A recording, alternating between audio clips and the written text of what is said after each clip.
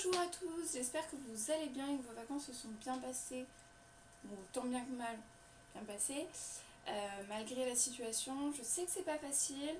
Si vous avez besoin de parler, comme d'habitude, je suis là. Même si c'est pas scolaire, c'est pas grave, on a le droit de discuter, aucun problème. Donc, si je fais cette vidéo, c'est pour vous expliquer ce qu'il faut faire en géographie. Pour cela, je vais prendre un exemple, comme ça vous aidera à vraiment bien comprendre ce qu'il faut faire. Je vais rapprocher un peu. Vous voyez bien, si je fais tout tomber ça, bah. Voilà, vous avez tout en direct, c'est super. Donc, je vous ai envoyé 4 corpus de documents. Un corpus, c'est un groupe de documents, du coup. Donc, je vous ai envoyé 4 corpus de documents. Un sur les Alpes, un sur le Maroc, un sur Dubaï et un sur Venise. Chaque corpus représente un type de tourisme. Si vous ne savez pas quels sont les types de tourisme, vous devez regarder d'abord la vidéo que je vous ai envoyée sur les types de tourisme qui vous aidera à comprendre ce que je suis en train de raconter. Donc, vous allez avoir du coup le choix de travailler sur un de ces types de tourisme, donc un de ces corpus de documents. Vous ne lisez pas tous les corpus, il n'y a pas besoin. Vous choisissez une destination. Si vous avez envie, évidemment, vous pouvez le faire. Mais honnêtement, vous choisissez juste une destination et puis ce sera. D'accord ? Ok. Alors, moi pour l'exemple, je vais choisir le tourisme lié au parc d'attractions parce que normalement tout le monde, je dis bien normalement, tout le monde a travaillé sur les parcs d'attractions. Du coup, je vais faire le même exercice sur les parcs d'attractions. Petite note, ce que je vais mettre dans mon tableau peut fonctionner pour d'autres types de tourisme, mais pas tous. Donc ne recopiez pas bêtement ce que je vais écrire parce que ça ne fonctionne pas forcément avec votre type de tourisme. Il y a des points positifs au tourisme qui sont spécifiques à un seul tourisme et d'autres qui sont généraux à tous les tourismes. Évidemment, je ne vais pas vous dire lesquels sont généraux et lesquels sont spécifiques parce que du coup, ça va pas logique. Donc, c'est parti. Ah oui, vous pouvez remarquer que mon tableau n'est pas un tableau, ce sont des feuilles blanches dans des pochettes plastiques. Je n'ai absolument aucun matériel ici en fait, donc je fais un peu avec les moyens du bord. Et vous pouvez remarquer aussi que c'est déjà écrit sur la petite feuille.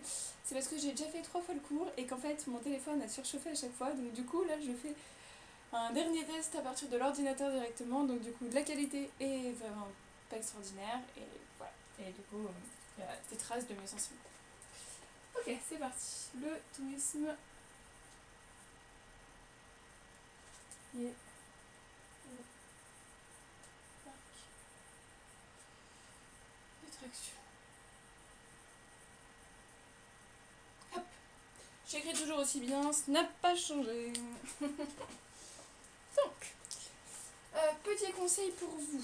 Vous pouvez, dans un brouillon, commencer en écrivant, en faisant un tableau, en écrivant point positif, le plus ça veut dire positif, et point négatif. Le moins c'est négatif. Comme ça vous permet de mettre au brouillon toutes vos idées que vous allez trouver dans les documents. Conseil, faites-le en même temps. Vous prenez une feuille, vous écrivez ça, et vous lisez chaque document, et vous verrez dans tous les documents, il y a des idées. Bon, parfois, il y a 2 documents qui vont avoir la même idée, mais normalement, si c'est 2 textes, ce sera 2 idées différentes. Si vous n'avez pas toutes les idées, ce n'est pas grave. Honnêtement, tout ce que je vous demande, c'est juste de voir que vous avez réfléchi, de voir que vous avez travaillé, et c'est tout. Aussi, dans les consignes, je vous ai demandé 100 mots. Pourquoi 100 mots ? C'est pour vous forcer à écrire. Parce que vous avez été en vacances, vous êtes chez vous, pour la plupart des enseignants, on réduit le travail par rapport à ce qu'on fera en classe. Parce que ça, là, ce que je vous demande, on l'aurait fait en une demi-heure en classe. Là, je vous laisse une semaine pour le faire. Donc, on réduit tout de même beaucoup la dose de travail. Donc, en échange, j'essaye de vous demander quelques petites choses en plus pour essayer d'atténuer ce manque de travail. Donc au passage 100 mots, parce qu'il y en a qui m'ont écrit en me disant « Ah mais 100 mots c'est beaucoup trop ».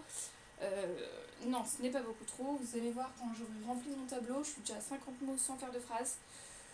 Donc normalement 100 mots ça devrait suffire, enfin ça devrait être facile à faire. Ok, on est parti pour le vrai travail. Donc, je vais tout faire par rapport à la vidéo que vous avez vue. Je vais pas inventer de choses. Mais voilà.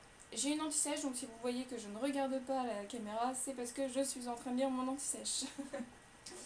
Donc, premier point positif. On a vu que Disneyland Paris apporte beaucoup d'argent.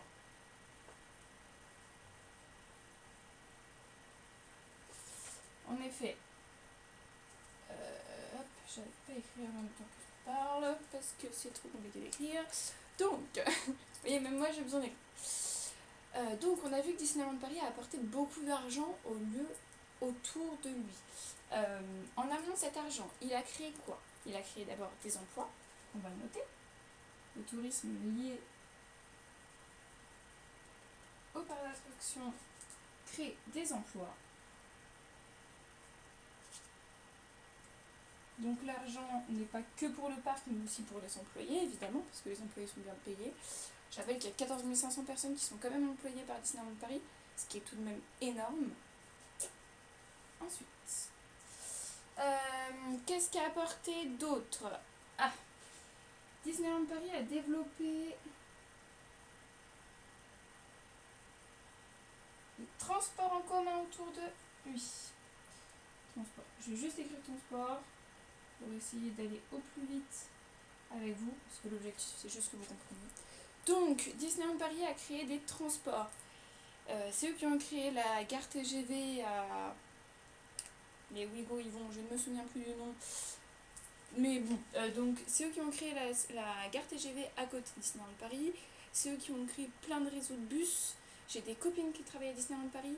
Et réellement, il y a des bus faits juste pour le staff, donc juste pour les employés de Disneyland Paris. Donc, ils ont créé une mini-économie rien qu'autour d'eux. Ensuite, ils ont créé aussi des villes.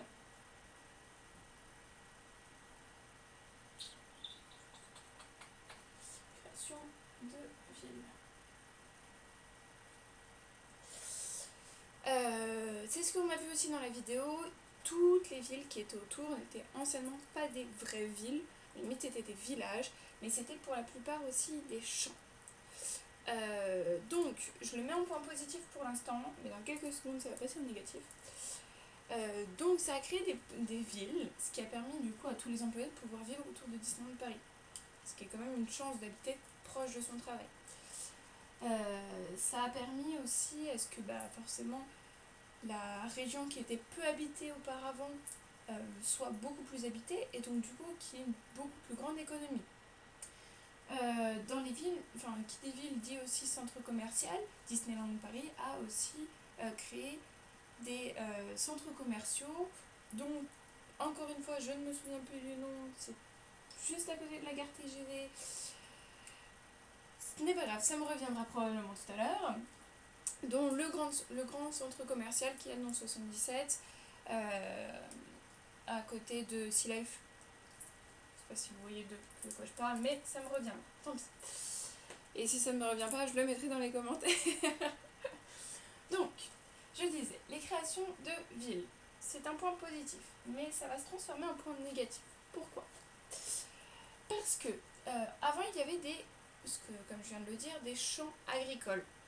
Donc du coup, le fait de créer des villes, qu'est-ce que ça a fait? Ça a supprimé forcément ces champs. Donc ça a supprimé l'agriculture locale.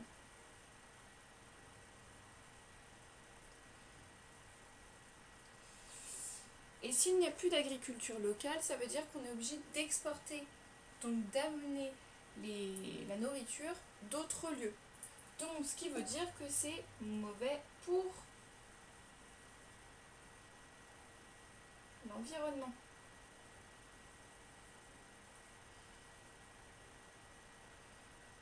Je vais écrire envir pour aller plus vite. C'est mauvais pour l'environnement. Autre point négatif. J'accélère parce que je vois que la vidéo est en train de durer extrêmement longtemps et du coup vous avez dû tous abandonner parce que ça fait déjà 10 minutes que vous êtes en train de supporter ma voix et que vous étiez heureux de ne pas la supporter depuis 2 semaines.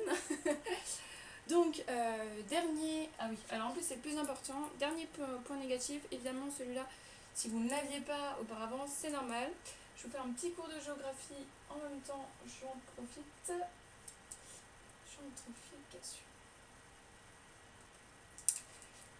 Le tourisme lié au parc d'attractions. Hop, une mouche. Le tourisme lié au parc d'attractions va créer de la gentrification. Qu'est-ce que c'est que la gentrification? C'est le départ des pauvres, des classes populaires, c'est le vrai mot, des centres-villes au profit des plus riches. Donc, départ des pauvres, je l'écris avec des mots plus simples. Départ des pauvres,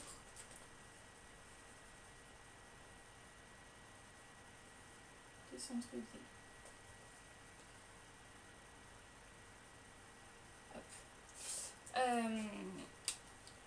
Ceci est dû au fait que, évidemment, Disneyland Paris a créé des villes, donc là, a créé des villes, sauf que ces villes ne sont pas des villes avec des logements peu chers. La plupart des logements sont extrêmement chers, parce que le prix du terrain a complètement augmenté, étant donné que c'est juste à côté de Disneyland Paris.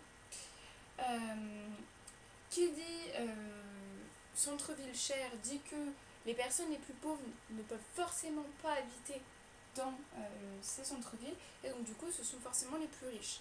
Ce qui veut aussi dire que cette gentrification veut dire que tous les pauvres vont se retrouver dans ce qu'on appelle les cités, les banlieues, et donc ça va amener des phénomènes de masse où tous les riches se retrouveront au milieu, dans le centre-ville, tous ensemble, et les plus pauvres se retrouveront tous dans les endroits du coup où la délinquance sera plus grande, on va dire, à cause du fait que le tourisme a gentrifié les centres-villes. Je vous ai fait un petit cours de sociologie en même temps. C'est expliqué en quelques lignes, donc évidemment c'est très rapidement dit. Mais voilà, bref.